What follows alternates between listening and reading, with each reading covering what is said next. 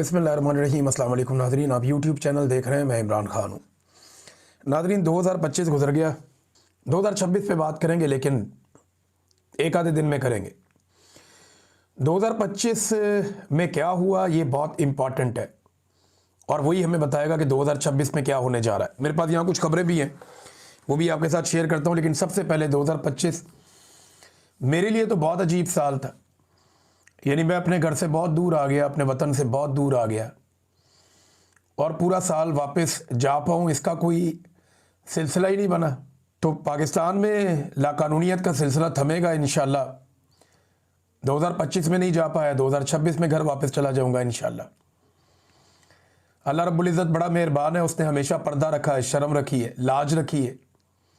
उसने हमेशा सब्र दिया, इस्तकामत दिया, हौसला दिया और उसने हर मुश्किल में साथ दिया, हर मुश्किल में हमारी मदद की।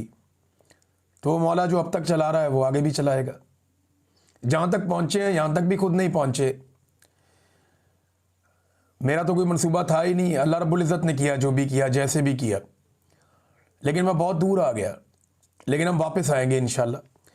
हम सब लोग पाकिस्तान वापस आएंगे, अपने घरों को वापस आएंगे, अपनी ज़मीन पे वापस आएंगे और आज़ादी के साथ वापस आएंगे इंशाल्लाह। 2025 में जो चीज़ें हुई वो मैं आपके साथ शेयर करता हूँ। नंबर एक तो ये है कि पाकिस्तान में मिलिट्री एस्टेब्लिशमेंट का जो जुल्म है, जो आसिम मुनीर साहब के ज़ेरे सरपरस्ती हुआ, वो 2025 में भी जारी रहा। दहशतगर्दी में इजाफा हुआ, 2025 में लगातार इजाफा हुआ।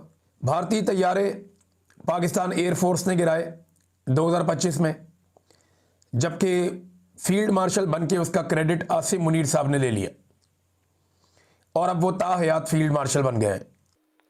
आईनी तरमीम की गई 2025 में, एक और 27वीं आईनी तरमीम जो मिलिट्री एस्टेब्लिशमेंट ने करवाई ज़बरदस्ती,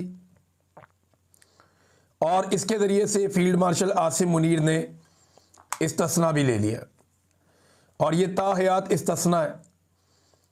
और ना सिर्फ इस्तिस्ना लिया बल्कि उसके बाद उन्होंने एक और एक्सटेंशन लेकर अपनी मुद्दत मुलाजमत को 5 साल के लिए मज़ीद बढ़ा भी दिया।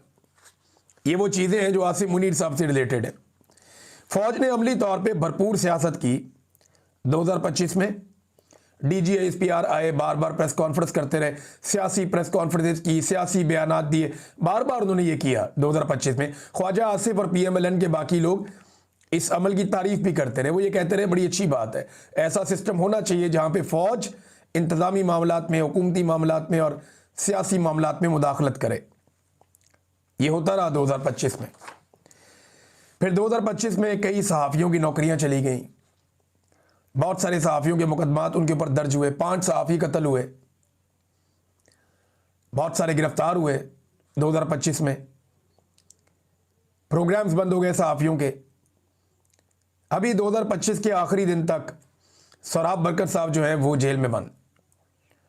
और आखिरी दिन हमें एक और ख़बर आती है कि नादिर बलोच साहब जो एक अच्छे जर्नलिस्ट हैं, उन पर ब्लास्फेमी बिजनेस नामी एक स्कैंडल पर काम करने की वजह से एक इंक्वायरी खोल दी गई है। शाकिर रेवान साहब भी एक इसी तरह के मुकदमे का सामना कर रहे हैं। तो सहाफ़ियों के लिए कोई आसान नहीं रहा। फील्ड मार्शल और शहबाज शरीफ साहब ने खुशामद कर करके ट्रंप से बेहतरीन ताल्लुकात बनाए 2025 में, जिसके बाद पाकिस्तानियों की ये उम्मीद भी कमज़ोर पड़ गई कि अमेरिका पाकिस्तान में इंसानी हकूक़ की खिलाफ वर्जियों पर किसी किस्म की कोई आवाज़ उठाएगा। 2025 की एक डेवलपमेंट ये भी है, PIA को बेच दिया गया और इसका बेनिफिशरी निकला फ़ौज का एक कारोबारी इदारा, यानी वो इसको कंट्रोल करेगा PIA को। एक इदारा फ़ौज के एक झेली इदारे ने ख़रीद लिया, PIA गया। एक बड़ी लंबी तारीख थी PIA की, कई दहाइयों की। एक दौर में नफ़ा कमाता था, फिर ये करप्ट सियासतदानों के और जर्नलों के हाथ में चढ़ गया, बर्बाद कर दिया इदारा। और अब फ़ौजी जर्नलों ने जो इदारे बनाए हुए हैं कमाई के लिए, उनमें से एक इदारे ने इसे ख़रीद लिया। और साल के आखिरी दिन ये भी खबर आई कि पाकिस्तान की शिपिंग कॉरपोरेशन भी फ़ौजी कारोबारी इदारे NLC के कंट्रोल में चली गई। ये भी हुआ। सबसे ज़्यादा जो एक्सपोज हुए 2025 में लोग, वो पाकिस्तान के सरकारी मुल्ला है।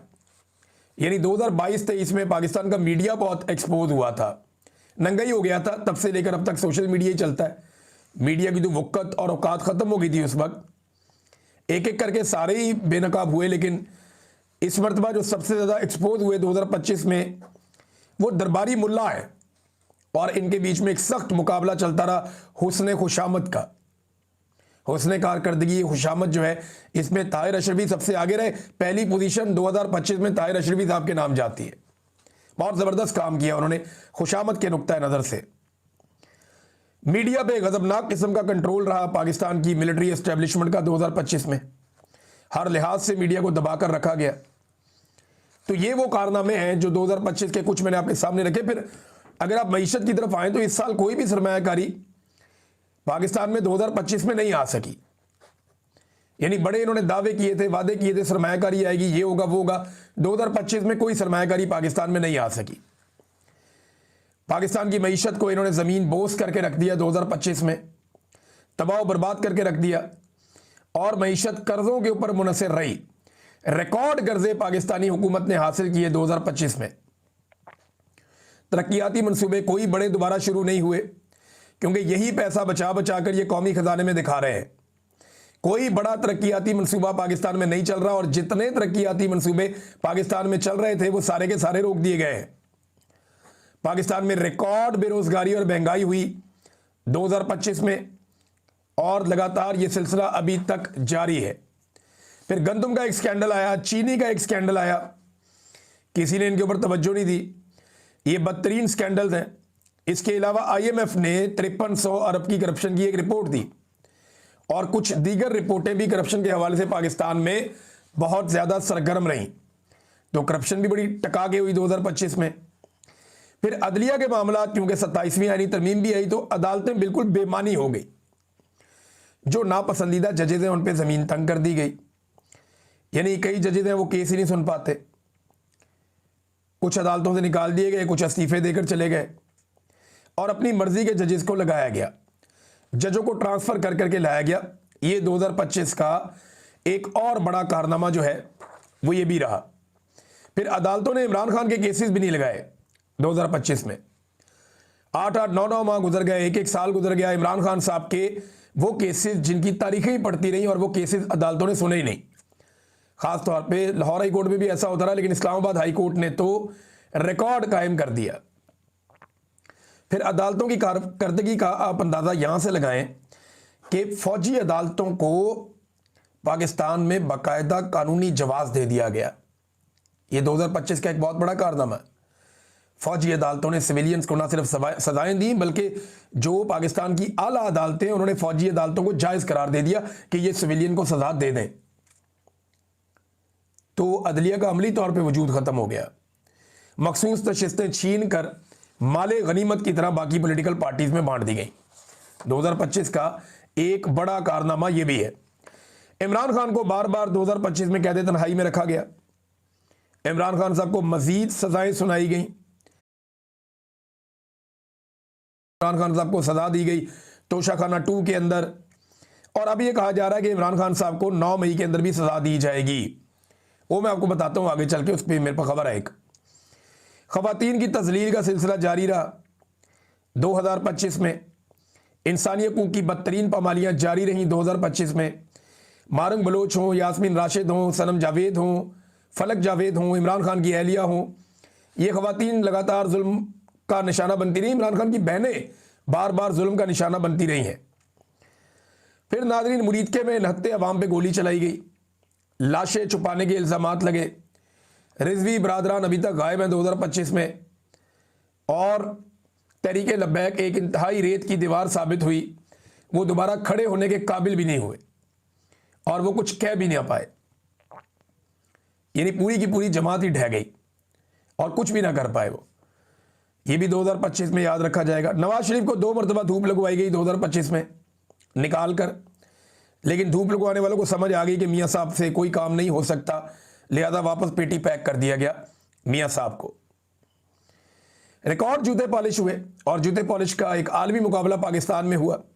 आलमी सतह पे शहबाज शरीफ को शू शाइन बॉय का खिताब मिला 2025 में, और बड़ी सियासी जमातों ने बड़ा मुकाबला किया पाकिस्तान में कि आसिम मुनीर के जूते सबसे अच्छे पॉलिश कौन करता है। ये 2025 में शानदार कारकर्दगी, हुस्ने जूते पॉलिश। पीएमएलएन और पीपल्स पार्टी में सख्त मुकाबला था, जबकि जो कामरान टेसोरी साहब हैं गवर्नर सिंध, उन्होंने इसके अंदर बड़ी शानदार कारकर्दगी दिखाई। वो आउट ऑफ द बॉक्स आए और कमाल काम किया उन्होंने। फिर नाजरीन, एयरफोर्स का एक खसूसी तैयारा, ये सियासी खानदान की टैक्सी बना रहा, यानी जिसका दिल करता था तैयारा लिया निकल गए, जिसका दिल करता था एयरफोर्स का तैयारा लिए निकल गए, पता नहीं किराया भी देते या नहीं देते। 2025 में हमने ये भी देखा होते हुए और बार बार होते हुए देखा। 2025 का जो पूरा साल है, इसमें पाकिस्तान तहरीक इंसाफ के सोशल मीडिया ने दीगर सियासी जमातों और एस्टेब्लिशमेंट के अलावा आपस में भी खुलकर लड़ाई की है। यानी पाकिस्तान तहरीक इंसाफ के सोशल मीडिया या लोगों ने जो आपस में लड़ाई की, उसका बहुत फायदा उठाया एस्टेब्लिशमेंट ने और हुकूमत ने। एक दूसरे पे टका के फतवेबाजी की गई कि ये भी कंप्रोमाइज्ड है, वो भी कंप्रोमाइज्ड है, ये भी गद्दार है, वो भी गद्दार है। तो एस्टेब्लिशमेंट से लड़ी तहरीक इंसाफ और उसका सोशल मीडिया, और जो मौजूदा हुकूमती जमातें उनसे भी लड़ी, लेकिन आपस में भी बड़ी टका के लड़ाइयाँ की इन्होंने। लेकिन अब 2025 के इख्तिताम में मैं देख रहा था कि एक सोच पैदा हो रही है तहरीक इंसाफ में कि इसका उन्हें नुकसान हुआ और अब वो इकट्ठे होना चाहते हैं। हो सकता है कि आने वाले दिनों में ये सेंस प्रिवेल करे और पाकिस्तान तहरीक इंसाफ ज़्यादा मजबूती के साथ वो चीज़ें कर सके जो वो पहले से करना चाह रही। इमरान खान साहब की मकबूलियत को कंट्रोल करने में इदारे मुकम्मल तौर पे नाकाम रहे 2025 में, हत्ता के हुकूमत जो है वो ज़रा सी भी मकबूलियत इमरान खान के मुकाबले में हासिल नहीं कर पाई। आसिम मुनीर साहब के साथ मुकाबला करवा लें, शहबाज शरीफ के साथ करवा लें, नवाज शरीफ और जरदारी के साथ करवा लें, कोई शख्स भी इमरान खान के मुकाबले में ठहर नहीं पाता। मकबूलियत इस कदर ज़्यादा उनकी। अब ये न्यू ईयर नाइट हुई है तो लाजमी बात है लोग निकलते हैं नए साल की खुशी मनाने के लिए, नए साल को वेलकम करने के लिए रात 12 बजे। तो लाहौर हो, मरी हो, इस्लामाबाद हो, रावलपिंडी हो, कराची हो, मुल्तान हो, जितने बड़े शहर हैं उन तमाम शहरों में जो नौजवान निकले बहुत बड़ी तादाद में नए साल को वेलकम करने के लिए, वो कैदी नंबर 804 के नारे लगा रहे थे। वो सब इमरान खान के नारे लगा रहे थे। मैंने किसी जगह पे भी आसिम मुनीर के नारे नहीं सुने। हालांकि इन सबसे बड़ा लीडर जो है वो आसिम मुनीर है ना। नवाज शरीफ तो बेचारा ना 3 में ना 13 में इस वक्त, जरदारी भी ना 3 में ना 13 में इस वक्त। वो सारे आसिम मुनीर साहब के हाथ के नीचे, उनकी छतरी के नीचे काम कर रहे हैं। इनका कद कितना भी बड़ा हो जाए, आसिम मुनीर साहब के हाथ के नीचे रहकर इन्हें काम करना है। और ये आसिम मुनीर साहब को अपना लीडर तस्लीम कर चुके हैं, उनकी तारीफें करके, उनकी मौजूदगी में और गैर मौजूदगी में। तो कोई भी जगह पे मैंने नहीं देखा कि आसिम मुनीर के नारे लग रहे हो, लेकिन हर तरफ मैंने देखा कि न्यू ईयर नाइट पे इमरान खान के नारे लगे हैं, कैदी नंबर 804 के नारे लगे हैं। 2025 में ही इमरान खान ने गंडापुर की जगह सुहेल अफरीदी को वजीर आला खैबर पख्तूनख्वा बना दिया। और इसी सुहेल अफरीदी को इस वक्त अपने पहले बड़े इम्तिहान का सामना है। यानी इमरान खान ने जो पहली बड़ी ड्यूटी लगाई है वो अब सुहेल अफरीदी उसका सामना कर रहे हैं, और वो है स्ट्रीट मूवमेंट। किस तरीके से सुहेल अफरीदी एक बड़ी स्ट्रीट मूवमेंट खड़ी कर सकते हैं। 2025 में नाजरीन क्लाउड बर्स्ट के वाकयात हुए, क्लाइमेट चेंज की वजह से बड़े पैमाने पर लोग जाँ बहक हुए और दहशतगर्दी के वाकयात में बहुत इजाफा हुआ। मैंने आपको पहले बताया था, लेकिन ये क्लाउड बर्स्ट के वाकयात हुए हैं खैबर पख्तूनख्वा में, कश्मीर के इलाकों में, और उसका बड़ा असर आया। फिर पंजाब में शदीद सैलाब आया 2025 में, लेकिन सैलाब मुतासरीन को डबोया हुकूमत ने, यानी वडेरों की ज़मीनें बचाने के लिए गरीबों के शहर और उनकी बस्तियां डबो दी गई। हुकूमत ने सैलाब मुतासरीन पर बदतरीन सियासत की और उन्हें तनहा छोड़ दिया। ये सारा कुछ हमने खुद विटनेस किया क्योंकि हम लोग इसमें काम कर रहे थे। फिर 2025 में ही इसराइल के और फ़लस्तीन के मामले पे पाकिस्तान ने एक अपनी पॉलिसी में बड़ा यू टर्न लिया और पाकिस्तानियों की या पाकिस्तानी सरकार जो है या रियासत है, उसकी पॉलिसी में फ़लस्तीनियों से ज़्यादा इसराइल का अमल दखल दिखाई देना शुरू हो गया। और अब सूरत हाल ये है कि वहाँ पे गज़ा में पाकिस्तान ने खुद ख्वाहिश का इजहार किया कि वो अपनी फ़ौज को गज़ा में भेजना चाहता है, जबकि फ़ौज जो गज़ा में जाएगी वो फ़लस्तीनियों को निहत्ता करेगी और कोई काम नहीं करेगी। लिहाजा ये पाकिस्तान की तरफ से पॉलिसी में एक बहुत बड़ा शिफ्ट था, ख़ास तौर पे गज़ा को, फ़लस्तीनियों को और इसराइलियों को लेकर। फिर बहुत सारे नए टाउट्स बेनकाब हुए 2025 में, जिनमें कुछ खिलाड़ी शामिल हैं, कुछ एक्टर्स शामिल हैं, कुछ सहाफ़ी हैं, कुछ सियासतदान हैं, कुछ मौलवी हैं, जो साबित हुआ कि ये लोग टाउट हैं और ये एस्टेब्लिशमेंट के कहने के ऊपर काम कर रहे हैं। तो ये था नाजरीन 2025 का टोटल सूरत हाल जो मैंने आप